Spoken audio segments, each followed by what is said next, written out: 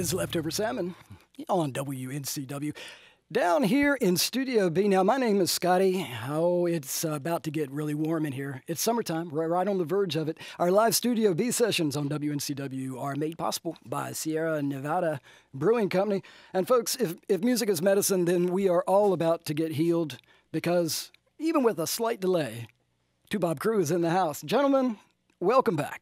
Thank you. These guys have been out in the high country of Colorado doing a little festival out there, and they are bringing news to us today of a little festival in our own backyard.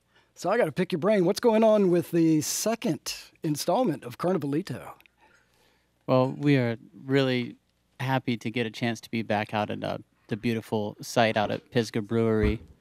Yeah, it was really fun finally getting to play there for the first time last summer. It was a big deal. It really was. And it's such a big deal for the community too to have this great space, outdoor space right in town. Well, Black Mountain, but close enough to Asheville to really just be a easy, casual drive from town and get to hang out and spend the evening outside dancing under the trees and sky and everything. It's a beautiful thing. Now, are you? As I understand, there's two days scheduled, but it's actually what? July the 3rd will be an evening set. Is that correct? Yeah, the 3rd is going to be indoors. It's going to be a little bit more of an intimate set, and got some ideas, some possible surprise types of things that might be happening. But really, I mean, it's just going to be a sort of pre-party kickoff, and then yeah.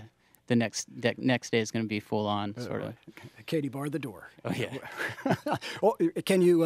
I know there's a few names floating about on who's coming by to play with you on July the 4th. You want to spring them on everybody? Sure. Yeah, we're very excited to have Soul Driven Train with us. Back up from the coast. Oh yeah. And the broadcast. Excellent. And DJ Camaro, and some other folks might be joining us on stage throughout the evening. Twisted surprises coming our way. Excellent. And this, I guess, it's you've started festival season already, right? Because you were just out in doing was it Lohi? We did Lohi. The Lohi Festival in Denver last weekend, and we went. Or the festival season really got started in earnest when we went to, for the first time, we went to Shanghai for the Shanghai World Music Festival, and it was great. We got to play a lot of outdoor stages. There was one of the performances we did was indoors, but pretty much the rest of them were out at different parks and throughout Shanghai. How were you received in China? It was great. Yeah, it really was great. It was we were curious how it was going to go, and it really was a amazing experience that I think we're all really excited to get back there and tour more in China and see other cities maybe. And we met a lot of people from all over. Maybe get to go to Tuva, to the central part of the continent, and go see some Tuvan music in its homeland. I see. Throat singers? Yes. Yeah, I could see that working pretty well, But is it possible to jam with throat singers? Yet to be seen. Oh, their style of music the accompaniment that they play along is very country, like not fiddles like we play, but almost like bowed instruments and stringed instruments and drums. It was very, very reminiscent of some Appalachian music. Would there be room in their compositions for a collaborative venture? We could probably work that out. That would be very cool. One of the last nights that we were there, Justin and I think his name is, I don't know if I probably won't pronounce it right, Sayan, one of the musicians from Hunher 2, this Tuvan band that we were playing with there. You guys jammed for a little bit. He was showing Justin some sort of song. I forget if it was like a camel herding song or something like that. It was livestock oriented. Yeah. Right. This is Drew giving us this lowdown story. Do you want to introduce everybody in the band while we've got a chance? Sure. This is Justin Perkins playing the kora and the kamelingoni, and this is Patrice Blanchard playing the electric bass, and this is Luke Coranta playing the sangban, kinkani, karanye, and the karen and the djembe. And this is Mr. Vic Stafford on the drum set. All right.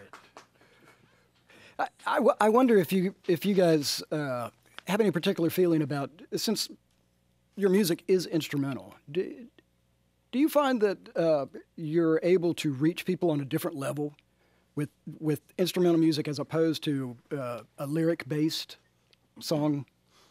Absolutely. It's interesting, especially as we've gotten further into experimenting with singing, which we've begun to do in the past few years.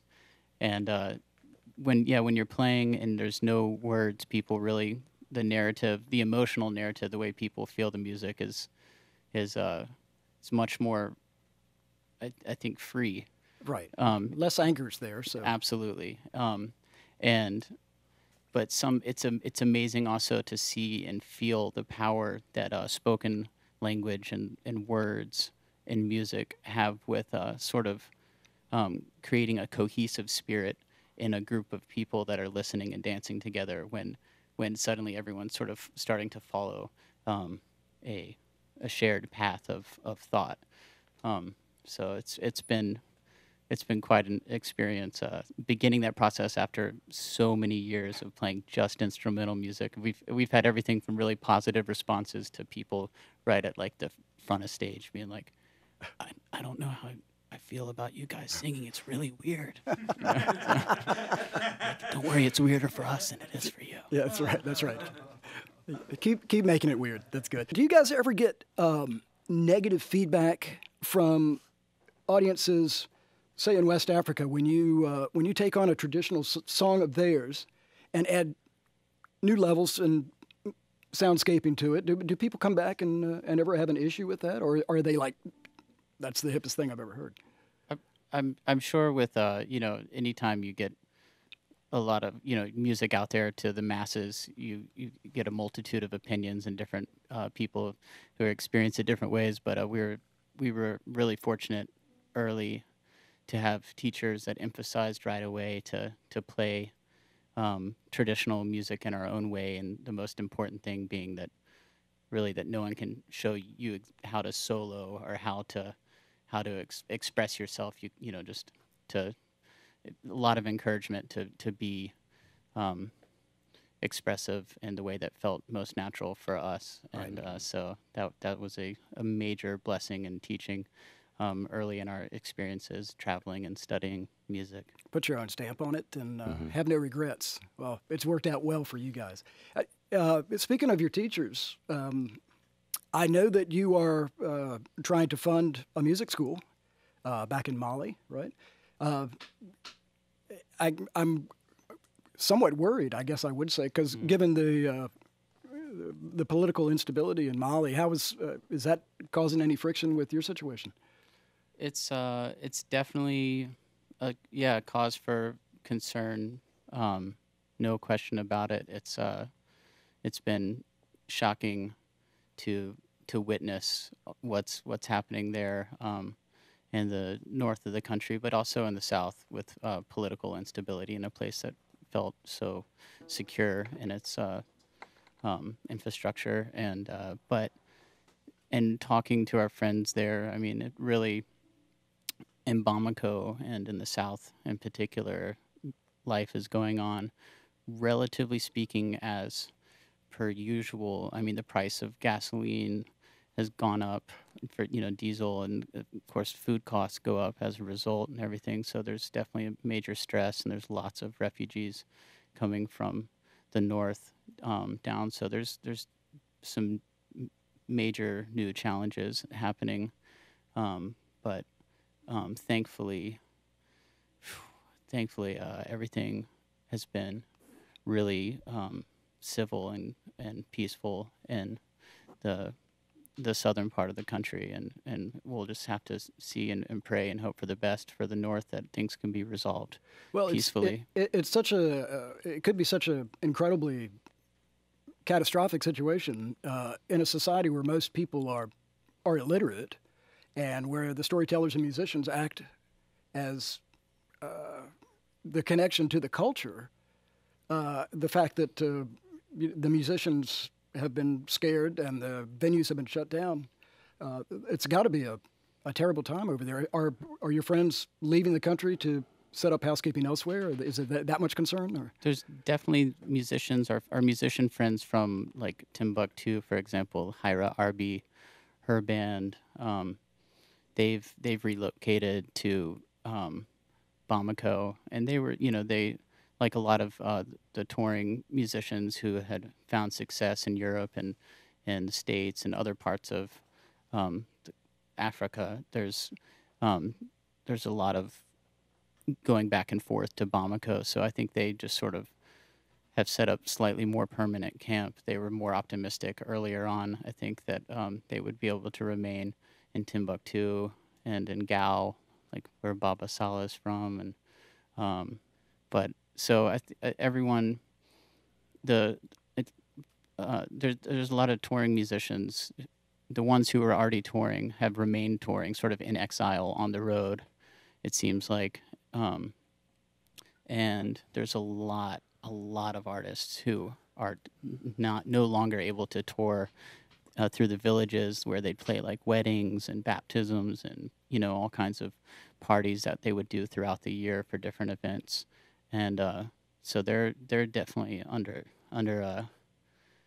some serious stress, even just as trying to be an artist, a working musician, as they've been their whole lives. Now they're in Bamako or somewhere else, and there's not enough marriages to go around. And right.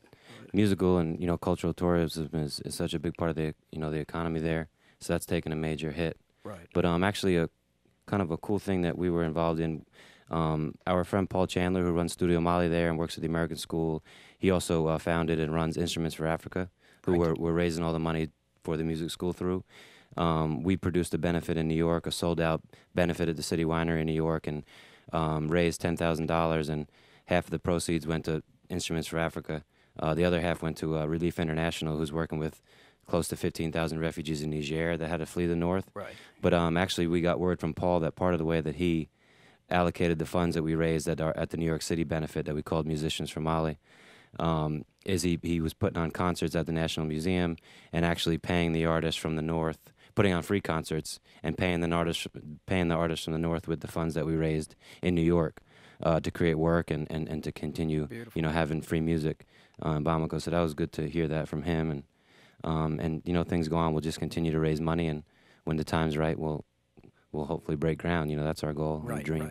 Right. Now, some people, at least in the Asheville area, are familiar that you guys have a beer named after you, Toubab Brew, and I believe that's being brought back out. It is, yeah. Shout out to Craggy Brewery.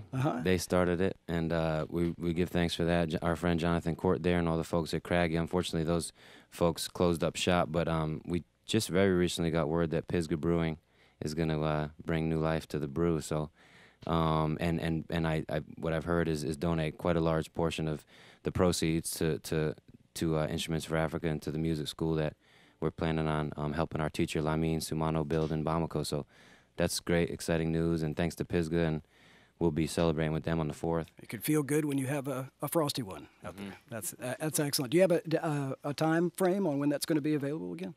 That's a good question. I think it's maybe in the process of being brewed as we speak. I just saw an email about it today, so I don't know when the announcement will come, but I'm sure we'll do a press release soon. Well, once everybody goes out to Carnavalito on July 3rd and 4th at Pisgah Brewing, they can hit up the crowd out there and press for the beer. So these guys have 3 albums out now, right? The self-titled debut, TK2, and Live at the Orange Peel. But there seems to be new music slipping through the cracks out there in the internet.